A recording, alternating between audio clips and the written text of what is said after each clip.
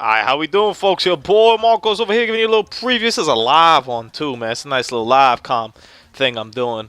Uh-oh, I am not good at this. I don't even know what I gotta do here. I gotta pass it between something? I don't even know. Let's just skip over this, please. Thank you very much. I suck at those things. I suck at those drills. I ain't a driller myself. World Cup final right here this Sunday, man. Giving you guys a little preview right here on the channel on the Freestyle Friday a little bit. Live. That's how we do it. La Maracana. Estadio, Germany, Argentina. I'll tell you one thing, man. The Brazilians would like less. Even less than the beatdown that they got the other day. Which we'll talk about. I mean, it's overhyped, like everything in life, like all the LeBron stuff. It's all just hype, media hype and hype and hype and hype and hype. But there's even one thing that they'd like less than losing would be to see Argentina win in Maracanã. That thing would be not a good time.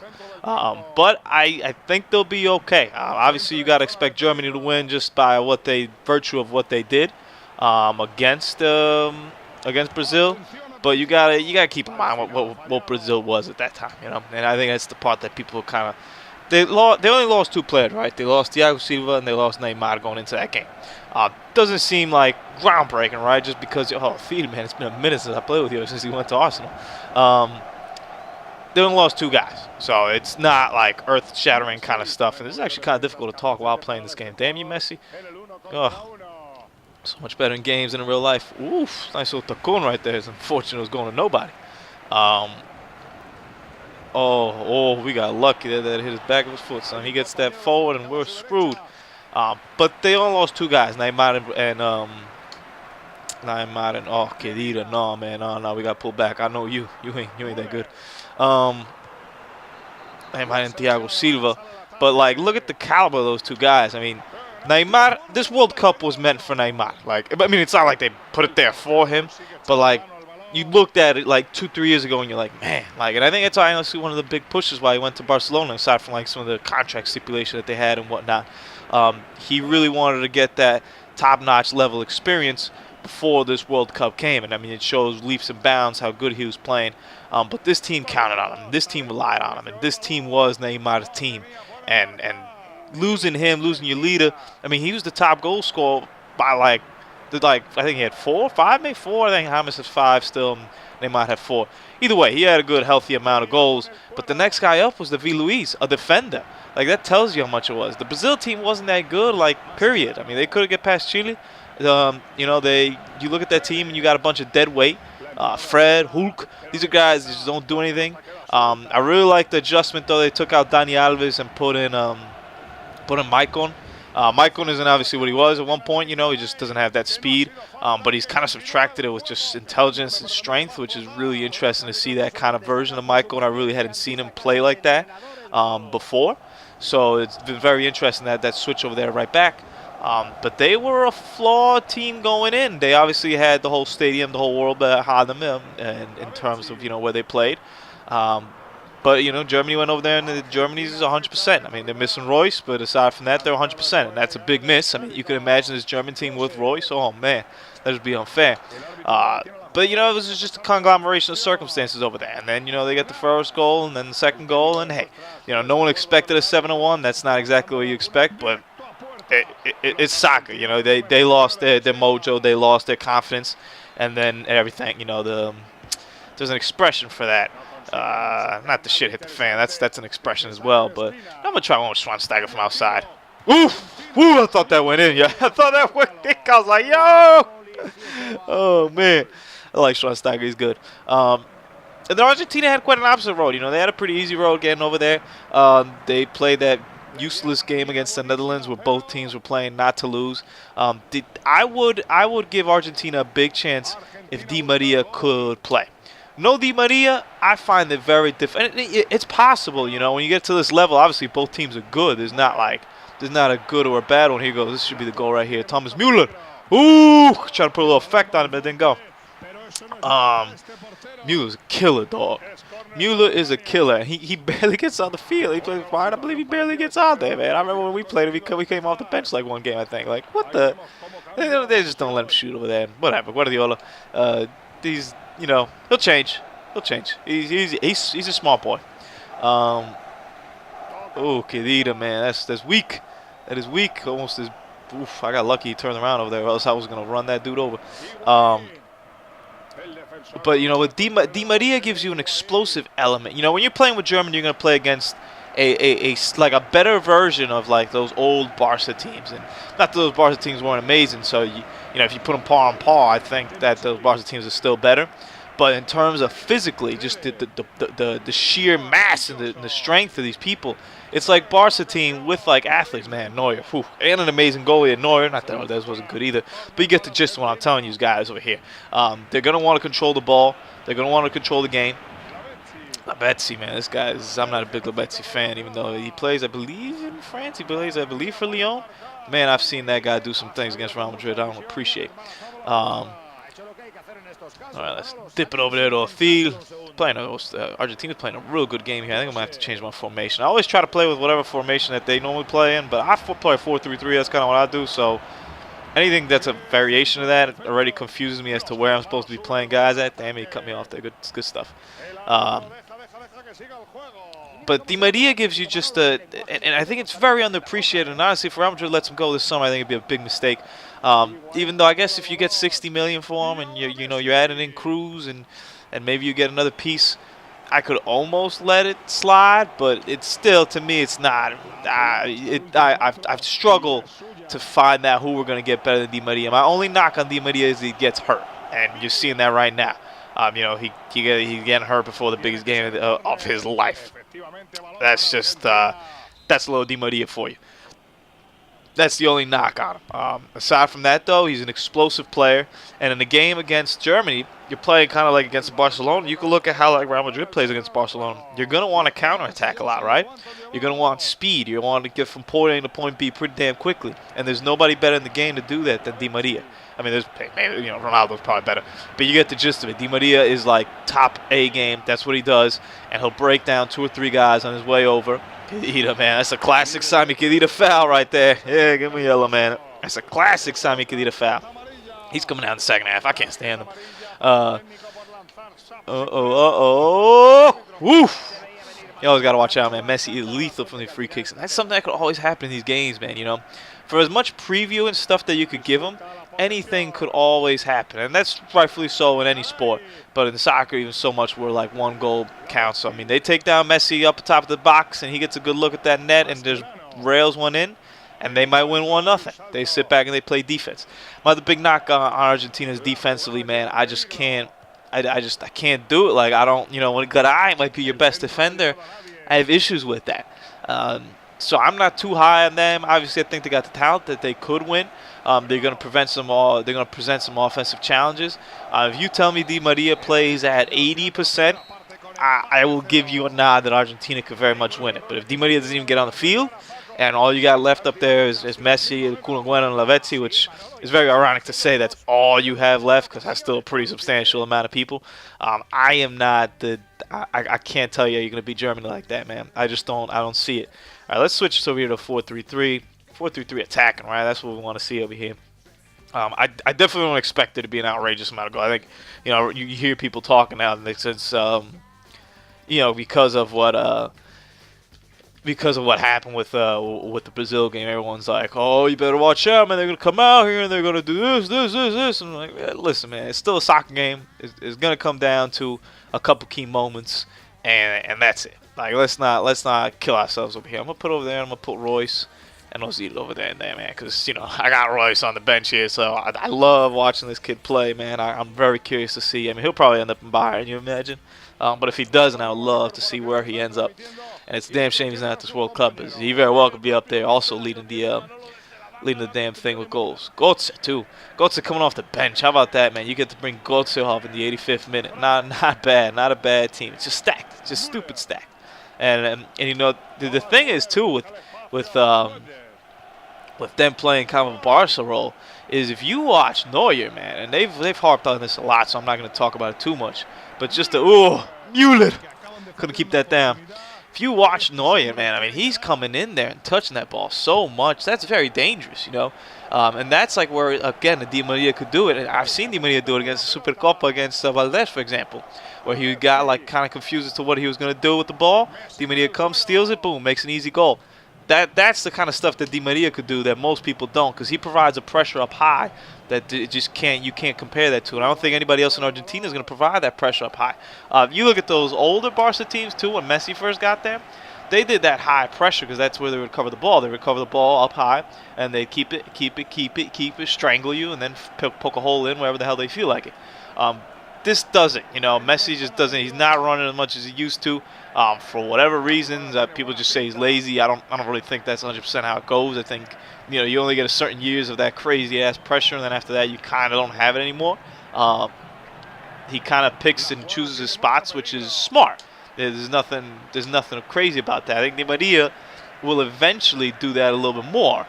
But right now, he's still at a point where he could be reckless and not really pay for it physically. I mean, you look at that Champions League final. It was even that game where they Argentina won the 118 minute. I can't remember. Nigeria maybe. I don't remember. And Di Maria scored with the 118 minute. He was the only guy left running in that damn field. He was the only dude left running in that damn field. And that's impressive. What's this? An offside? Oh, okay. I thought you were calling like a handball or something. I was like, I'm pretty sure I took those handballs off, man. Don't be talking about that. What I do need from this final is just good officiating. Please, you got to give me a good officiating game, man. You cannot let I don't think Argentina will come out like that because they just don't do that normally. But they can't let Argentina come out and just start like hitting Germans, trying to take them down. Which is ironic, huh? The Argentina's hitting the Germans. Normally it's the Germans that are always giving out a play, but Germany's style also leads to teams doing that. Believe me, I've seen Real Madrid do it.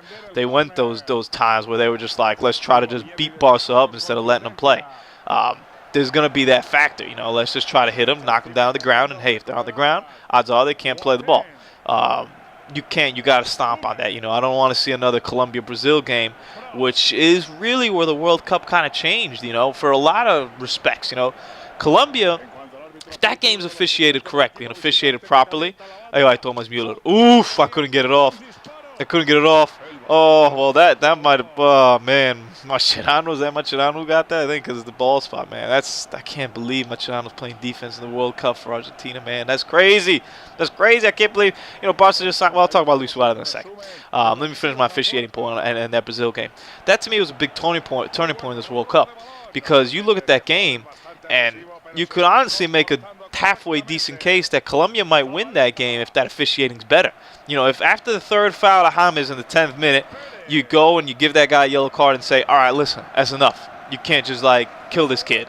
You got to let him at least stand up and play the ball. If you do that, we got ourselves a different ball game because guess what? The kid could actually play, and he could actually show up and do stuff rather than just spend the whole game being hurt. Is that a corner? Can we get that as a corner? Please? Thank you. Nope. All right. Well, my character looked like he was pretty happy about the decision. I'm not sure what he was happy about. But yeah, I mean, that game changes completely. Oh, shit. This is bad. Oof, man. Difficult catching up to Messi when he's on one of those. So that, to me, was a big turning point. And then, obviously, I don't think if you control that game early on, I don't know if Neymar gets hurt. Because they went in reckless over there in that tackle from behind just because that game was so out of control. Colombia came out the first half and were trying to play soccer. And Brazil wasn't. Brazil, ironically, was like, no.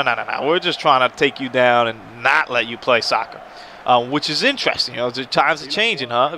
But it's Scolari realizing what he had on the field and realizing that, hey, Colombia's coming in. They're playing real good. They're playing hot. And we don't got that kind of firepower. Let's be real. We got Neymar, and we got a bunch of other people who watch Neymar play. So he looked at it and he said, how are we going to beat him? Well, we're going to beat him by playing some old school kind of soccer and just knocking this dude down to the ground. And fair enough, it's a strategy. But you got to officiate it correctly, and you couldn't let that get out of hand. And you let it get out of hand to the point where Colombia couldn't play in the first half, and Colombia had to come out in the second half and just start knocking people down as well. And then that leads to Neymar, and then that leads to Germany 7-1. It's crazy how that plays out. Germany might still beat Brazil, and Colombia might. Brazil might have still beaten Colombia had that been. I'm not telling you that wouldn't have happened that way, but what I am telling you, it wouldn't happen the way that we got it, for example. That definitely would not have happened. If Neymar plays in this past game, I definitely do not see a 7-1 happening. That's just not an option. Like, there's no way. Especially even with Thiago Silva, you know, maybe he won't get it hangs. That first yellow was a combination. I mean, it was a pretty easy one because he touched the goalie. I should have brought out Neuer right there. I should have brought out Neuer. I was playing with fire. These Argentina guys, they're doing pretty damn good. Oh, oof, Neuer. He's pretty good, man. He's pretty good. I still don't give him the best in the world moniker. After seeing, oh, it was actually Belgium that they went into extra time to beat. I don't got no space there. After seeing Courtois play all year, I gotta give Courtois that phrase of best goalie in the world. But hey, you can't go wrong with Neuer or Courtois or any of these guys. I mean, they're all pretty damn impressive. I could really appreciate a goal right here. I'm not getting any breaks here. I'm not getting really too much offense going. Ironically, with this team. All right, let me just steal this from you. We got 3 minutes, so let's try to focus in over here because I've kind of just been talking and ramping this whole time. I didn't even notice that I wasn't really winning, to tell you the truth. I kind of just assumed that would happen. Oh, Royce! Dang it, that was a good chance. Oh, Mueller, a little bit too strong right there for him. I don't know what to do here. I'm trying to just get a little space. Good steal right there, man. Good steal. Look at this. He's tired. He can't even get to the ball. That was a saving time right there. All right, extra time, baby. Extra time gives me a little chance to talk about Luis Suarez and some other stuff that I want to hit on. Classic or golden goal. Hey, you know what? I kind of want to do golden goal, man. Because I haven't done golden goal in a minute. So yeah, we'll see how it plays out. I expect Germany to win. 2-0, 2-1. I expect them to win pretty handily. I mean, they'll definitely have the ball. And I think it really comes down to, and you'll be able to notice this in the first couple minutes of how Argentina is going to play this game. Are they going to sit back and just let Germany do their thing? Are they going to pressure up high? If they pressure Germany up high, I give Argentina a chance of winning this game. If Di Maria somehow could get his ass on the field and give them significant minutes, I give themselves a little chance to win this game. If they come out and sit and wait to be picked apart and don't even go on counters and try to develop their own soccer, I don't give them any chance. That's not happening. You don't do that against a team like Germany. That's not. You just don't. You got to be quick about things. You got to put them in precarious situations where they got to make decisions quickly, and that's the only way that you are winning. There is no, unless you get happy and you manage to get like a free kick in a good area. That's about it. That sums it up. Oh, stop listening. No, what did I say that triggered you, Xbox? Xbox, unsnap. Xbox, unsnap. Oh. Yeah, thank you, man. Thank you. Clearly, I said some sort of trigger word there that decided my Xbox to go ape shit. Man, that's probably like the third time that's happened to me since I've gotten this thing. So I ain't going to be too mad at it. But come on, dog. You don't even know I'm making like a video or something? All right. Othil. Oof, man, I have a block of Argentina players. And it's interesting, how they're playing me, If they play like this, they have a chance of doing what they're doing right now in this game, where they're keeping me 0-0, but I'm like the one who's putting over here. But if you notice, too, they've also been pretty good on, like, in terms of attacking me and whatnot on the counter. So they kind of been playing almost like I've said that you could beat Germany by doing it. So it's interesting how the game's taking that. Let's put in Shirley in because he's having a pretty damn good World Cup. Real good World Cup, actually. Now, let's talk about some other news that happened over there. Luis Suarez, $81 million to Barcelona. Stupid amount of money. But hey, guy's pretty good, right, when he's not biting people. There's a couple things here that I have to address. Hey, listen. For starters, he's a pretty damn good player, right? And you put Messi and you put Neymar and you put Luis Suarez on the front line. That's pretty solid, right? I think you're going places with that. But what's the number one issue with Barcelona? Why did Barcelona not win anything last year? I don't think offensively was the problem. They could score goals with anybody. I believe, and correct me if I'm wrong, that the issue was that they had nobody play defense. Like, not a soul. So what do for the third or fourth straight summer? They go and sign somebody to score. Now, you could make the argument that Luis Suarez is a once-in-a-lifetime kind of player, and that you can't just pass up on a guy like that. I guess, you know, Madrid used to do that a lot with back in the Galactico days, when you would have to, you know, when they signed Beckham and they signed all these other cats. They did all that, and you know, we wouldn't have like a defender, but we'd have like, you know, 6 like forwards, and you're like, where do these guys even play? Like, they don't even know each other. Like, what the heck, what? And the coach would be like, listen, man, I can't get this to work because we got too many of like the same people. Not necessarily the case in Barca's case. You know, they don't got anybody who's double playing any positions. Even though if I'm Pedro right now, I'm kind of looking at the team and saying, yo, like, can I get out of here? Like, I appreciate the opportunity these guys gave me, but like, my dude, how am I supposed to like get any burn here? Like, you're paying these guys 80-something million. Clearly, I ain't getting on the field.